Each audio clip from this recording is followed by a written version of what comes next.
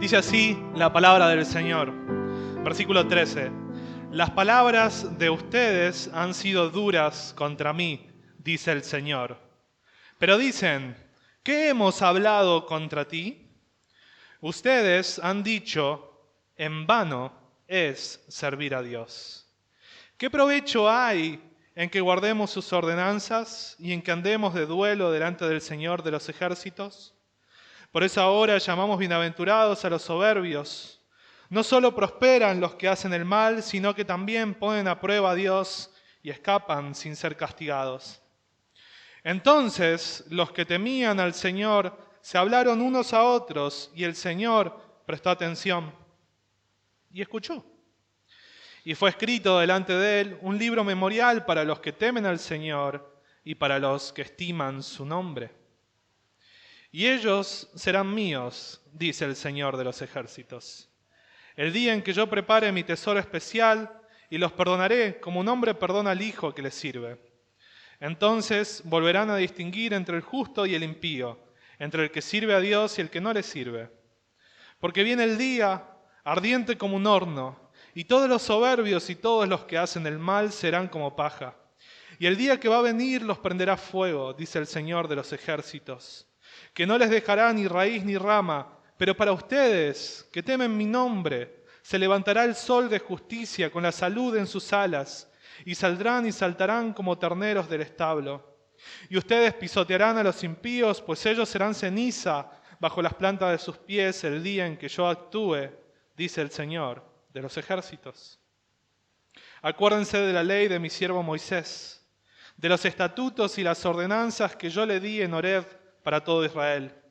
Yo les envío al profeta Elías antes que venga el día del Señor, día grande y terrible. Él hará volver el corazón de los padres hacia los hijos y el corazón de los hijos hacia los padres. No sea que yo venga y hiera la tierra con maldición. Eso dice la palabra del Señor. Oramos. Nuestro trino Dios, te damos gracias por tu salvación y te adoramos. Padre, Hijo, Espíritu Santo, te damos gloria hoy por tu gran bondad. Y te pedimos que ahora abras nuestros ojos, nos des ojos para ver, oídos para oír tu palabra. Te lo rogamos en Cristo Jesús. Amén. Déjeme comenzar con la siguiente pregunta. ¿Vale la pena seguir esperando a Dios? ¿Vale la pena seguir esperando que Cristo vuelva por segunda vez? En el año 2000 hubo una gran desesperación en todo el mundo. Todo el mundo pensaba que ni bien se cumple el año 2000, todo se iba a acabar. Hubieron suicidios, personas vendieron todo, perdieron todo, porque pensaban que finalmente llegaba el fin del mundo. Pero no pasó nada. Más adelante, en el año 2012, los mayas, según su calendario y según los astrólogos y todas esas personas que investigan eso, dijeron que se iba a acabar el mundo también. Pasó el 2011 y no pasó nada. Luego ellos corrigieron y dijeron que en realidad se habían equivocado, no era en el 2012, iba a ser en el 2021. Pero todavía no pasó nada. Repito la pregunta, ¿vale la pena seguir esperando a Dios? En 1952, Samuel Beckett hizo una obra de teatro llamada Godot. En esa obra de teatro, era una obra de teatro muy sencilla, consistía en lo siguiente: dos vagabundos se pasaban toda la obra hablando entre ellos y esperando a una tercera persona, a un tal Godot. La cuestión era que al final Godot nunca llegaba. Y la obra de teatro dice una y otra vez, Godot no vendrá hoy, pero mañana seguro que sí. Es como el cartelito de los negocios. Hoy no se fía, mañana sí. Una cosa así. Godot no vendrá hoy, pero mañana seguro que sí. Y durante toda la obra los dos vagabundos se pasan esperando a Godot. Y al final nunca llega. Esta obra era una burla hacia la esperanza de los cristianos que esperan que Dios venga, que Jesús venga por segunda vez. Y en palabras de Samuel Beckett, es como decir que Cristo no vendrá hoy, pero mañana seguro que sí. Y después de 2 milenios de la venida del Señor, la gran pregunta para nosotros nuevamente es, ¿vale la pena seguir esperando a Dios? Y en ese mismo contexto, ¿vale la pena servir a Dios? Este pensamiento, bastante cínico, por cierto, un pensamiento de desesperanza, de incredulidad, de pérdida de confianza en Dios y en lo que Él va a hacer, era el mismo pensamiento del pueblo de Israel en la época de Malaquías. Y Malaquías se enfrenta a eso. Así que como la obra de Samuel Beckett, vamos a ver el texto de Malaquías en 3 actos. Primer acto, no vale la pena servir a Dios. Versículos 3 al 15, dice así, fíjense en sus Biblias, el versículo 13. Las palabras de ustedes han sido duras contra mí, dice el Señor. Pero dicen, ¿qué hemos hablado contra ti? Ustedes han dicho, en vano es servir a Dios. El gran problema en estos versículos es o son las palabras del pueblo hacia Dios. Dios dice que las palabras de estas personas han sido duras contra Él. Y el hecho de que han sido duras significa que son acusaciones contra Dios.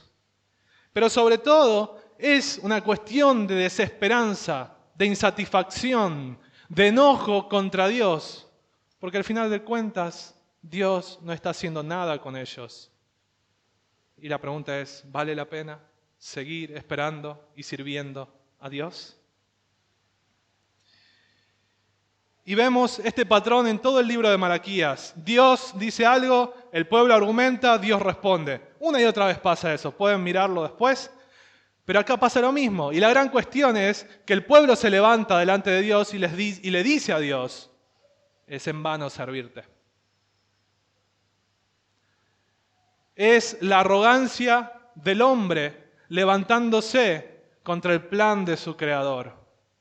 Es la arrogancia del pueblo de Israel criticando, enojándose, perdiendo su fe en Dios. Y no solo eso, porque además de que ellos dicen eso, no lo reconocen. Por eso el texto dice, ¿qué hemos dicho? ¿Qué hemos hablado contra ti? Dice al final del versículo 13.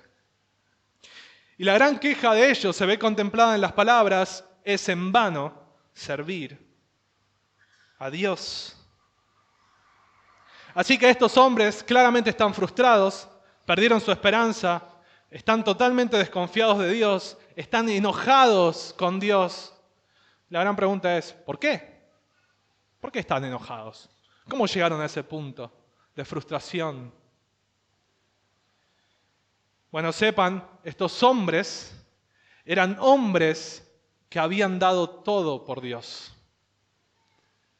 Dios los había enviado a un exilio, es decir, los había llevado a una tierra extranjera por causa de su pecado, en juicio. Ellos habían perdido sus casas, sus negocios, sus familias. Probablemente a muchos de ellos les quitaron sus hijos y los enviaron a otro lado. Así que eran familias destruidas, habían perdido absolutamente todo. Pero ahora llegó el tiempo de regresar a Israel. Entonces la esperanza vuelve. Llegó el tiempo de volver a nuestra tierra. Se acabó el exilio. Podemos volver de Persia. Y cuando ellos vuelven a Israel, ven su tierra, ven su templo, ven sus familias y estaba todo destruido. Ellos volvían con la esperanza de que Israel iba a ser restaurado una vez y por todas. Por fin vamos a volver a la tierra prometida de la cual nos sacaron. Por fin el templo de la presencia de Dios va a volver a estar ahí. Todo va a volver a ser como antes, glorioso, feliz, lleno de Dios. Israel va a volver a ser grande. Pero eso no era lo que estaba pasando. Todo lo contrario. Todo estaba destruido. Había crisis económica, crisis social, política, pero sobre todo había una crisis profundamente espiritual. Así que ellos estaban en el pozo de la desesperanza. Dios los hizo volver a su tierra finalmente. ¿Pero para qué? Si está todo destruido. Dios había prometido un montón de cosas, pero al final no parece que Dios esté cumpliendo con todas sus promesas. ¿Vale la pena seguir esperando a Dios y sirviéndolo? No, dicen ellos. No vale la pena. Ya está. No vale. Perdimos todo, dimos todo por Dios y Dios no dio nada por nosotros. El texto sigue diciendo, fíjense en el versículo 14, la pregunta de ellos es: ¿qué provecho hay en que guardemos sus ordenanzas y en que andemos de duelo delante del Señor de los ejércitos? Bueno, si no tiene sentido servir a Dios, ¿qué sentido tiene que guardemos sus mandamientos? Van de la mano. ¿Qué sentido tiene que nos esforcemos en guardar todas las ordenanzas de Dios si la verdad al final es en vano servir a Dios? Es en vano que yo dé mi vida por Dios. No tiene sentido. Sigue diciendo el texto que ellos hacían duelo delante del Señor. Y el salmista todo el tiempo retrata la imagen de ellos sentados frente al río, en Babilonia, en el exilio, mirando hacia Jerusalén, cantando canciones, recordando los viejos tiempos y pensando y añorando, ¿cuándo será que vamos a volver a Israel? Y ellos lloraban y se arrepentían por eso. Y al final vuelven a Israel después de todo eso y está todo destruido. Está todo hecho cenizas. ¿Qué más querés, Dios? Ya me arrepentí, ya lloré, ya entendí la lección. Y ahora volvemos a la tierra y está todo destruido de nuevo. ¿Vale la pena servir y seguir esperando a Dios? Hace mucho tiempo, cuando yo era un adolescente todavía, conocí en mis primeros meses de cristianismo una persona en mi iglesia. Fue muy interesante. Imagínense, yo nunca había tenido contacto con ningún tipo de cristiano y de pronto empezamos a hablar y ese domingo fue muy bueno. Esa persona sabía un montón de las Escrituras y a mí de cierta forma eso me emocionaba. Así que quedamos en tomar algo durante la tarde en algún día de la semana y así fue. Fui a su casa, a su negocio en realidad, y empezamos a merendar algo y mientras charlábamos. Sabía un montón de las Escrituras. Y entre charla y charla, él me empezaba a contar todo lo que había hecho por el Señor. Había dado su vida por el Señor. 20 años sirviendo a Dios. Lo había dado todo. Había sacrificado un montón de cosas, dinero, cosas materiales, familia, etcétera, etcétera. Y en un momento él me cuenta y me dice, y en algún tiempo yo fui pastor de esta iglesia. Yo con 4 meses de cristianismo ¿vos fuiste pastor de esta iglesia? ¿Y por qué no sos más pastor de esta iglesia? ¿Por qué no enseñás si sabés tanto? Y su respuesta fue, en todos estos años yo le pedí una sola cosa a Dios. Una sola cosa. Y Él no me la dio. Di todo por Dios. Sacrifiqué todo.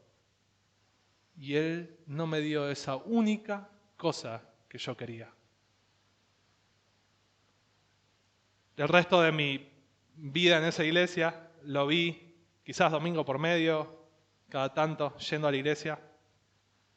Pero claramente estaba amargado con el Señor, enojado con Dios, decepcionado con Dios. Él había dado todo, pero parecía que Dios no le había dado nada. Ese era el corazón de Israel en ese momento. Ese era el corazón del pueblo. Ellos se sentían así, que habían dado todo, que habían esperado tanto y no pasa nada. No pasa nada. Así que no vale la pena servir a Dios. Es en vano. Es en vano. Es como que ellos dicen, no vale la pena que sigamos sirviendo a Dios si al final la paga es malísima. Materialmente es mala la paga. El problema, o lo que ellos estaban mirando, es algo netamente económico. Fíjense en el versículo 15. Miren ahí en sus Biblias, por eso ahora llamamos bienaventurados a los soberbios. No solo prosperan los que hacen el mal, sino que también ponen a prueba a Dios y escapan sin ser castigados. El gran cuestionamiento de Israel es a causa de la prosperidad de las otras personas, de los impíos. Ellos les va bien. A ellos no les importa la ley de Dios. No les importa que Dios está en los cielos. Ni les calienta, como decimos. Pero a ellos les va mejor. A ellos les va mejor. ¿Por qué? Si nosotros dimos todo por Dios, a ellos les va mejor. Para el pueblo de Israel en el Antiguo Testamento, la bendición de Dios iba de la mano con una prosperidad espiritual. Así que si ellos prosperaban, con una prosperidad material, así que si ellos prosperaban materialmente, de cierta forma eso significaba que ellos estaban prosperando espiritualmente también. Que Dios los estaba bendiciendo. Entonces, si ellos no prosperan materialmente, eso significa que Dios no los está bendiciendo. ¿Por qué? ¿Por qué no los bendice? Si hicieron tanto por Dios, ¿vale la pena seguir esperando y sirviendo a Dios? Todo esto había hecho que el pueblo de Israel, o parte del pueblo de Israel, pierda la esperanza. Y no hay nada más desolador que perder la esperanza. No hay nada que deje un vacío más grande en nuestros corazones que perder la esperanza. Cuando perdemos la esperanza, el vacío es tremendamente profundo e intentamos llenarlo con un montón de cosas y no podemos, y cada vez necesitamos más y no podemos. La desesperanza agobia cualquier corazón. Esto es un panorama desolador. Israel está en medio de una crisis espiritual terrible. Y quizás hoy, aquí, vos también. Serviste tantos años al Señor. Y estás sentado acá y tu corazón está escuchando y decís, yo soy eso. Yo soy Israel. Yo soy ese pastor frustrado. Y en ese sentido, hermanos, eso parece terrible. Voy a la iglesia cada domingo, vengo, me siento, canto, hago de todo, ofrendo, sirvo al Señor. A veces paso todo el fin de semana sirviendo al Señor y termino explotado y la verdad no me va tan bien. A mi compañero de la facu que no hace nada de eso, saca mejores notas que yo, le va mejor. A mi colega en el trabajo, que se dedica más horas al trabajo, claramente le va mejor. Y a mí no. Dios parece prosperar a los pecadores, pero a nosotros que intentamos guardar su ley y obedecer a su libro, no nos va tan bien. Eso ya es bastante desesperante. Pero como dice la frase, siempre se puede estar peor. Y aquí también. Si esto era bastante malo, puede ser peor. Imaginen, en los capítulos 1 y 2 de Malaquías, lo que el profeta hace es acusar una y otra vez a los sacerdotes. Porque no era solo el pueblo quien había perdido la esperanza en el Dios de Israel, sino que eran también los sacerdotes. Las personas que tenían que encargarse de guiar al pueblo de Dios a Dios, habían perdido la esperanza. Es como que hoy nuestros 4 pastores, los pastores de acá de la iglesia, de BPB, se parasen aquí en la plataforma, nos mirasen a todos a la cara y nos dijeran, después de tantos años de servir al Señor, después de tanto sacrificio, sepan, hermanos, la verdad es que no vale la pena servir a Dios.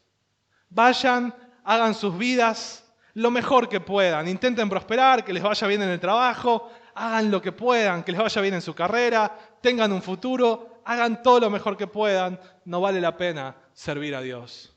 Eso estaba pasando en el pueblo de Israel. Así que es peor de lo que imaginamos. No solo el pueblo había perdido la esperanza, sino también los sacerdotes habían perdido la esperanza. En todo este contexto, la gran pregunta es, ¿vale la pena servir a Dios y esperar por Él? Segundo acto, sí vale la pena servir a Dios. Fíjense en los versículos 16 en adelante, dice así el verso 16, entonces los que temían al Señor se hablaron unos a otros y el Señor prestó atención y escuchó.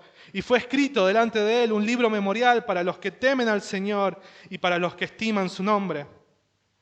Así que no todo es cinismo y desesperanza en el pueblo de Israel. Hay un grupo específico que sí decide temer al Señor.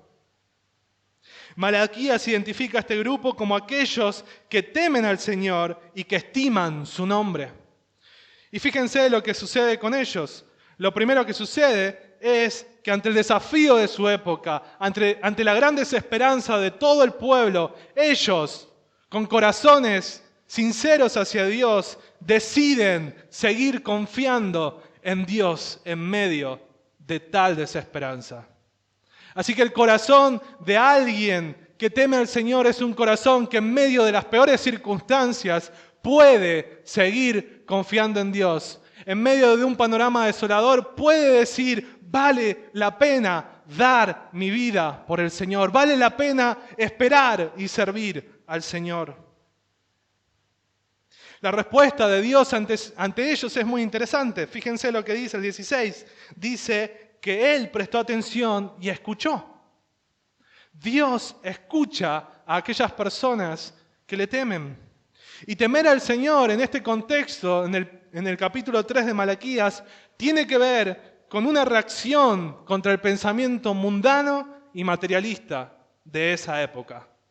Temer al Señor tiene que ver con una reacción hacia el pensamiento mundano y materialista de esa época.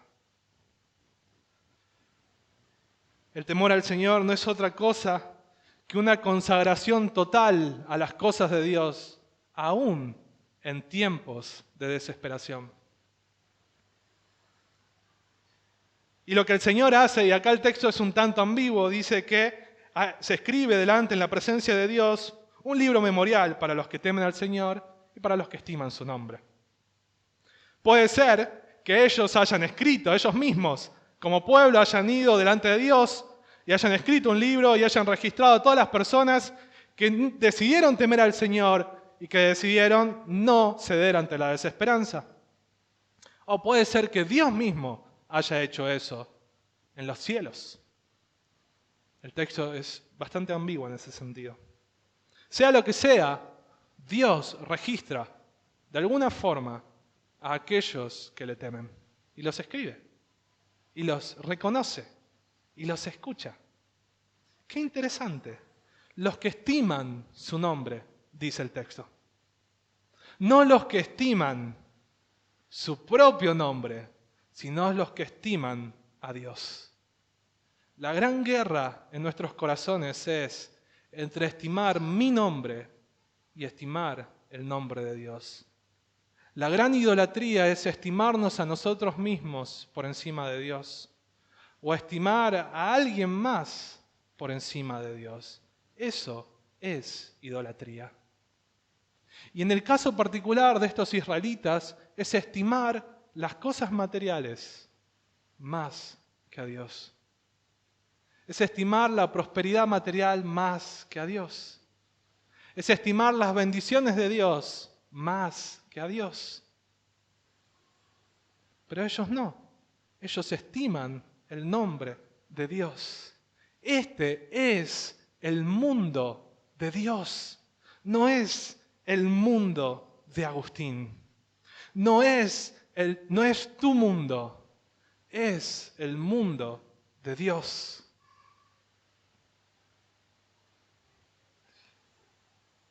Vale la pena servir a Dios, porque su nombre es más precioso que las riquezas materiales.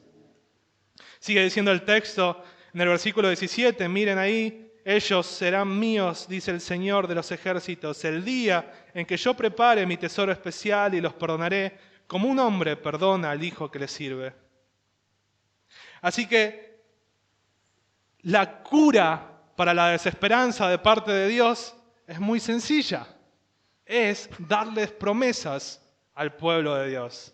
Pero noten bien, no es darles nuevas promesas.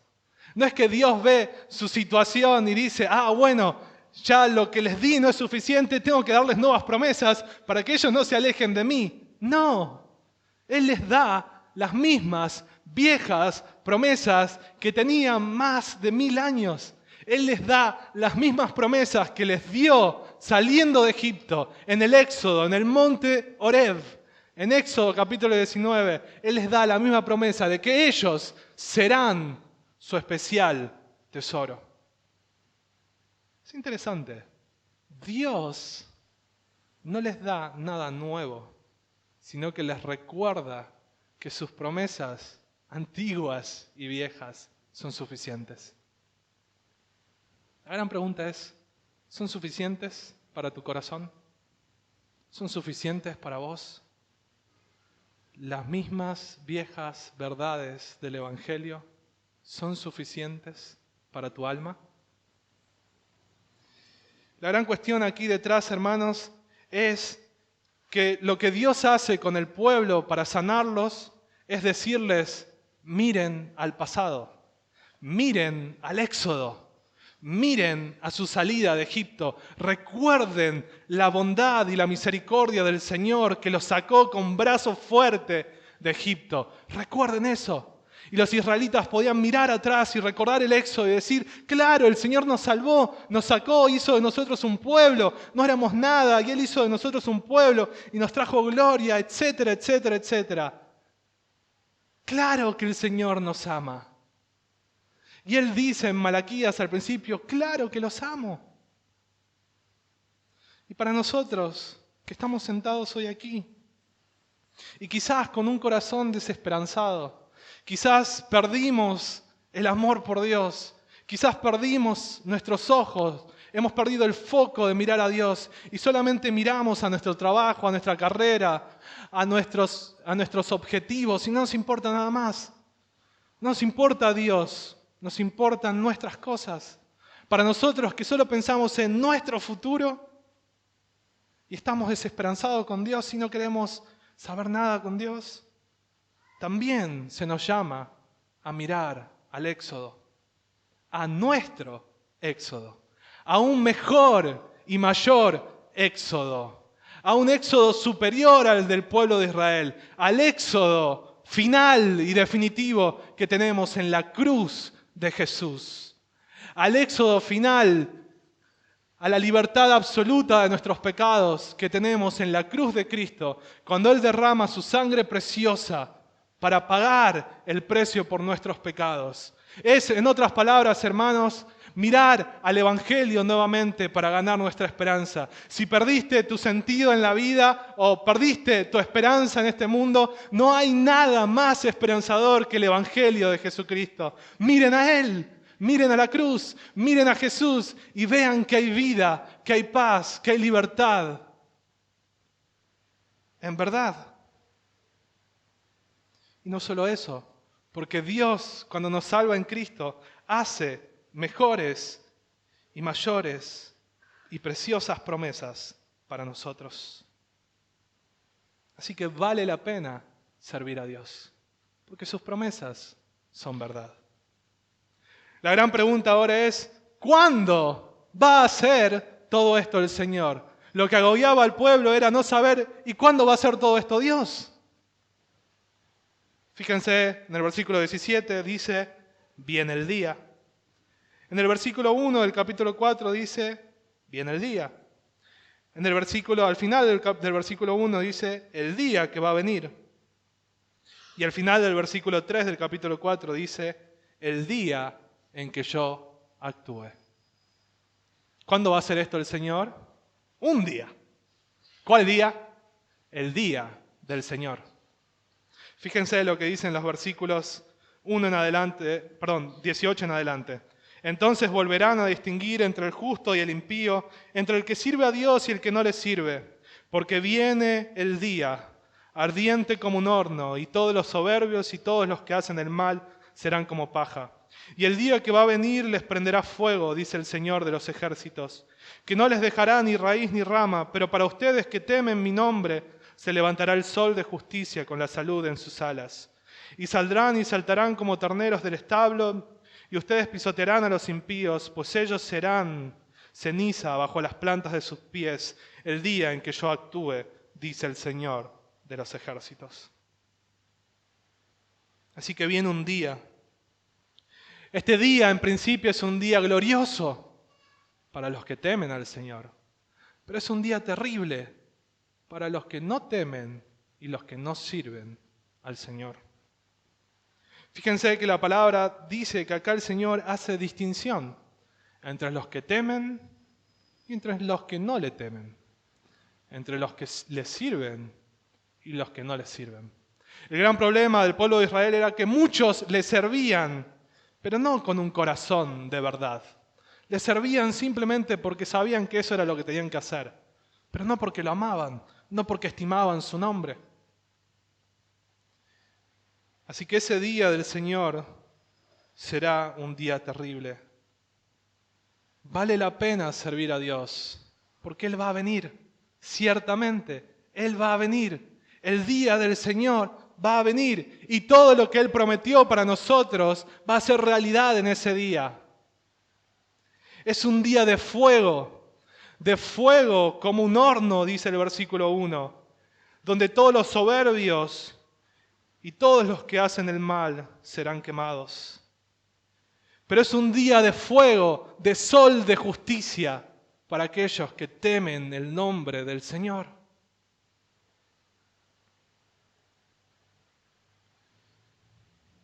Es un mismo día, glorioso para algunos, terrible para otros.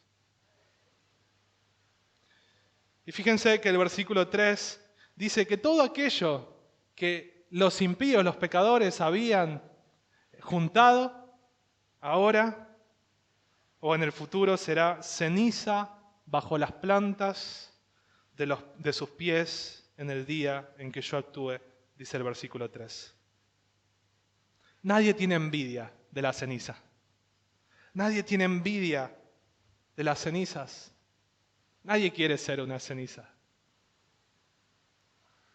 Entonces, no envidien, no deseen aquellas cosas que son perecederas y que al final de todo son simplemente cenizas bajo nuestros pies o bajo los pies de los que temen al Señor. No deseen o no estimen las cosas de este mundo más allá del nombre de Dios. Vale la pena servir a Dios. Él va a venir. La gran esperanza de la iglesia primitiva en el pasado era que Jesús iba a volver de nuevo y los iba a buscar y los iba a llevar a la gloria eterna. La gran pregunta es, ¿cuál es la esperanza de la iglesia moderna? ¿O cuál es la esperanza de BPB? Debiera ser, como dice al final de la carta de Judas, ven, Señor, sí, ven pronto, Señor Jesús. Esa debiera ser nuestra esperanza. Vale la pena servir a Dios y esperarlo. Él vendrá y será un día de justicia. Tercer acto. Vale la pena servir a Dios recordando y esperando en Él. Fíjense los versículos 4 en adelante. Acuérdense de la ley de mi siervo Moisés, de los estatutos y las ordenanzas que yo le di en Horeb para todo Israel. Yo les envío al profeta Elías antes que venga el día del Señor, día grande y terrible. Él hará volver el corazón de los padres hacia los hijos y el corazón de los hijos hacia los padres, no sea que yo venga y hiera la tierra con maldición. Vemos en estos versículos que el gran mandamiento de Dios es acuérdense. Acuérdense de la ley de mi siervo Moisés. El gran énfasis en el pasaje o la gran cura del Señor en este pasaje para la desesperanza, para los corazones afligidos es recordar. es recordar el Éxodo y es acordarse de la ley de Moisés, que justamente está vinculada con el Éxodo. Es recordar las palabras del Señor. Para nosotros que estamos sentados es recordar lo que este libro dice una y otra vez. Porque nuestros corazones se pueden distraer y desviar con un montón de cosas en este mundo. Pero lo que dice la palabra de Dios es eterno, no perece. No es como la flor de la hierba que perece. No es como todo lo que estima este mundo, que al final será cenizas. La palabra del Señor va a permanecer para siempre. Noten, hermanos, que la pérdida de desesperanza lleva a un vacío en el corazón. Lleva a desconfiar de Dios. Y el siguiente paso es desconfiar de las palabras del Señor. Primero, perdemos la esperanza, perdemos el foco, perdemos nuestros ojos de Dios. Y después empezamos a pensar que sus palabras no son tan importantes. Y si un hombre no escucha las palabras de Dios, va a escuchar otras palabras, sus propias palabras probablemente, o las palabras de sus amigos, de sus familiares. La gran cuestión acá es, escuchen, acuérdense de las palabras de Dios.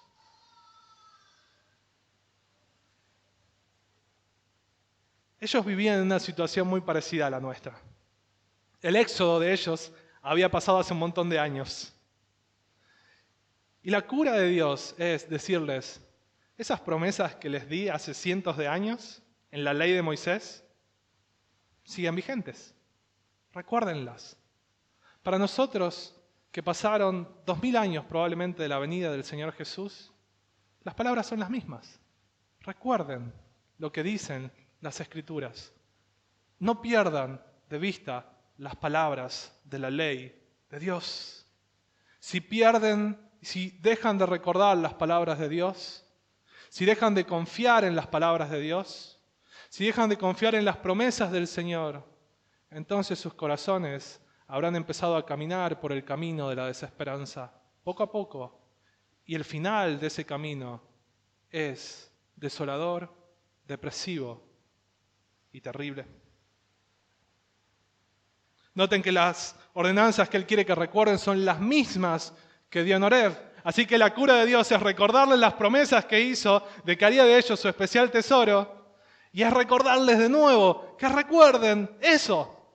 Miren la Biblia. Recuerden las palabras de Dios.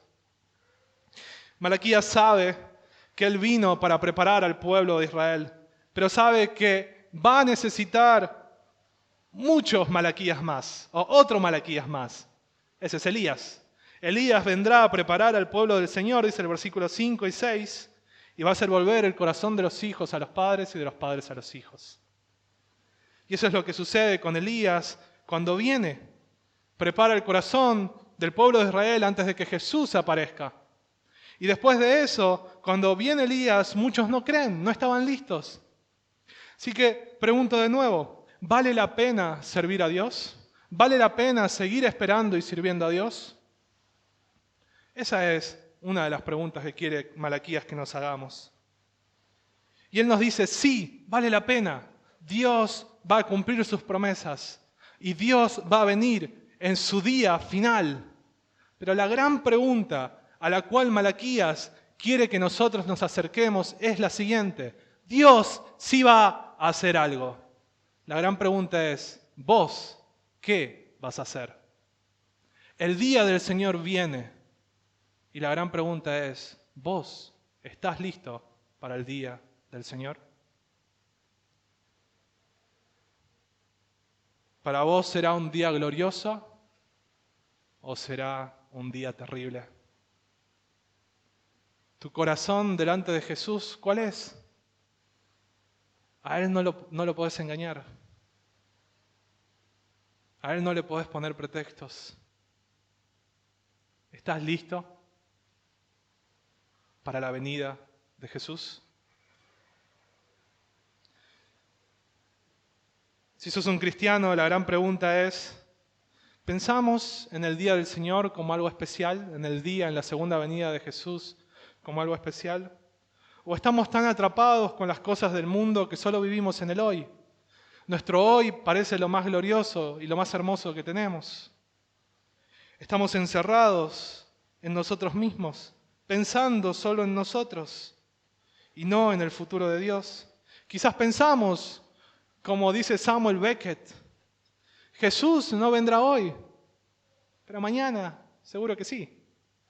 Y vivimos el hoy simplemente, mirando nuestros pasos, nuestros pies, caminando en el hoy, pero no pensando que el mañana para los creyentes es mucho más glorioso que el hoy. La venida de Jesús es mucho más preciosa, mucho más gloriosa, mucho más satisfactoria que cualquiera de las cosas que nosotros podríamos lograr en esta tierra. ¿Es eso precioso para nuestros corazones? Pensamos en nuestro futuro, en nuestra vida, en nuestro éxito, en nuestra familia. Pensamos en yo. Pero no pensamos que el futuro no se trata de nosotros y se trata de Dios. Y todo lo que se trata de nosotros en el día del Señor será hecho cenizas. Porque este es el mundo de Dios y no nuestro mundo. Si no sos un cristiano, entonces hoy es el día para comenzar a temer al Señor. Hoy es el día para seguir a Dios. Hoy es el día para que Jesús perdone tus pecados. Jesús murió en la cruz para pagar cada uno de nuestros pecados, los más leves y los más terribles. De tal manera que hoy haya la posibilidad de acercarnos a un Dios al cual no nos podríamos acercar por nosotros mismos. Así que si hoy no tenés a Jesús en tu vida y el día del Señor va a ser un día terrible para vos, bueno, hoy puede ser el comienzo de un día glorioso para vos. Simplemente, ahí donde estás, pedirle perdón y pedirle que te salve. Así que hermanos, cobren ánimo y esperanza. Miren a Jesús, miren a su éxodo, miren al día del Señor. Caminen con sus pies en la tierra, pero con sus ojos mirando a los cielos. El Señor viene y viene pronto a buscar a sus redimidos, a quienes serán su tesoro precioso por siempre. Así que no hace falta juntar tesoros en la tierra, si nosotros vamos a ser el tesoro de Dios. Si estás desesperanzado, si perdiste todo, si pensás que Dios no te dio nada, mira el Evangelio y mira a Jesús. Y ahí está todo. Ahí está absolutamente todo. El Señor no va a fallar. Así que vale la pena servir y seguir esperando a Dios. Vamos a orar. Señor, te pedimos que toques nuestros corazones con tu palabra y que retomemos nuestra confianza en vos si la dejamos. Si nos enfriamos, te pedimos que nos ayudes a caminar de nuevo por la senda de aquellos que temen tu nombre y que no temen y no desean las cosas de este mundo. Te ruego esas cosas y esperamos, Señor glorioso, aquel día final, que será un día más glorioso que cualquiera de los días felices que podamos vivir en esta tierra. Te lo rogamos, Señor, que nos des esa esperanza y que nos renueves en esperanza en nuestros corazones. Te lo pedimos en el nombre de Jesús. Amén.